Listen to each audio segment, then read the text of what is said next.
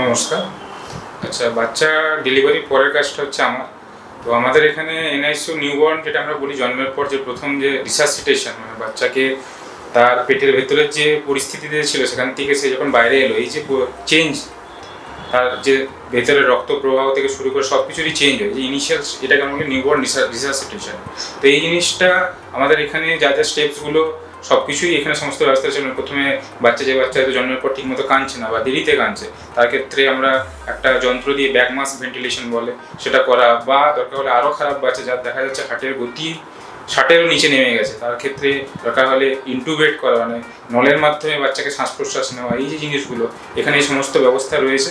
এবং তারপর যখন আমরা বাচ্চাকে দেখা যাচ্ছে সেই বাচ্চা যখন আরও অ্যাডভান্স কেয়ার দরকার, মনিটরিং দরকার, তখন বাচ্চাকে আমরা সেখান থেকে বাচ্চাকে এনআইসিইউতে নিয়ে যাচ্ছি। সেখানে বাই মনিটর আমরা বাচ্চার হার্ট রেট ধরুন, রেসপিরেটরি রেট ধরুন, অক্সিজেনের মাত্রা, স্যাচুরেশন ধরুন, এগুলো সব দিন একদিন 24 ঘন্টা ধরে মনিটর করা হচ্ছে। এবং তার সঙ্গে সঙ্গে বাচ্চার যা যা সমস্যা, ধরুন বাচ্চার এই বয়সে যেগুলো কমন যে সমস্যাগুলো, যে ব্লাডে ইনফেকশন বা সেপসিস, বা যে সমস্যাগুলো প্রিম্যাচুরিটি, সময়ের আগে যে বাচ্চা তার যে ইস্যুগুলো, বুকে আরডিএস মানে হচ্ছে বাচ্চার লাং বা ফুসফুসটা ম্যাচিওর হচ্ছে না, সেটা থেকে একটা কন্ডিশন ডেভেলপ করে যেটাকে আমরা বলি আরডিএস, সেটাকে ঠিকঠাক ম্যানেজ করা। সেটার জন্য সারফেক্টেন্ট বলে একটা ট্রিটমেন্ট হয়, সারফেক্টেন্ট বাই এন্ডোট্রাকিয়াল টিউব আমরা অ্যাডমিনিস্টার করি। বা ধরুন বাচ্চা পেটের ভেতরে পায়খানা করে ফেলেছে, দিয়ে সেই পায়খানা বাচ্চা হয়তো কিছুটা শ্বাসের মাধ্যমে বুকে চলে গেছে, যেটাকে আমরা বলি মেকোনিয়াম অ্যাসপিরেশন সিনড্রোম, সেটার ট্রিটমেন্ট করা। বা ধরুন নিউবর্ন বাচ্চার যেগুলো হয়, বা ছোটো বাচ্চার ফিডিং ইনটলারেন্স, বাচ্চা খেতে পাচ্ছে না, গিলতে পারছে না, বা খেলেও দেখা যাচ্ছে পেট ফেঁপে যাচ্ছে, বড় হয়ে যাচ্ছে, বমি করছে বাচ্চা। বা কমন যে এলিমেন্ট যেগুলো আমরা বলি নিওনেটাল জন্ডিস, খুব কমন, সেটার জন্য ফটোথেরাপি, বা দরকার হলে আরও বেশি বেড়ে গেলে পুরো রক্ত পরিবর্তন করা, এক্সচেঞ্জ ট্রান্সফিউশন, এই সমস্ত ব্যবস্থা এখানে রয়েছে।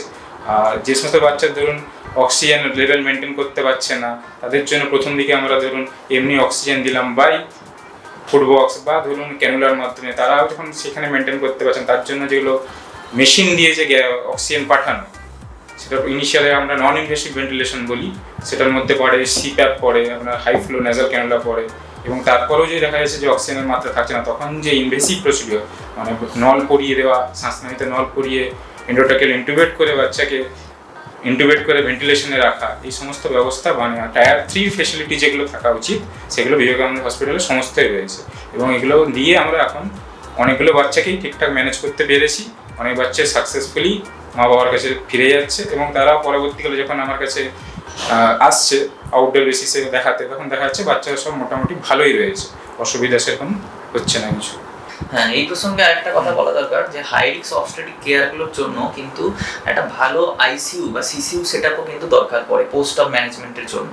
সেই আইসিইউ বা সিসিইউ কেয়ার কিন্তু এখানেও খুব ভালোভাবে আমরা বিবেকানন্দ হসপিটালে খুব বড়োভাবে একটা আইসিইউ সেটআপ মেনটেন করা হচ্ছে, এইচডিইউ সেটআপ আছে, এবং ডক্টর সপ্তর্ষি ব্যানার্জি সেটার দায়িত্বে আছেন, consultant ICU critical care specialist. So সব কিছু মিলিয়ে একটা high risk pregnancy obstetric care এবং এনআইসিইউ যে কেয়ার, সেটা আমাদের বিবেকানন্দ হসপিটালে কিন্তু আমরা এখন ভালোভাবে একটা টিম ওয়ার্কের মাধ্যমে কিন্তু এটা করতে পারছি। ধন্যবাদ।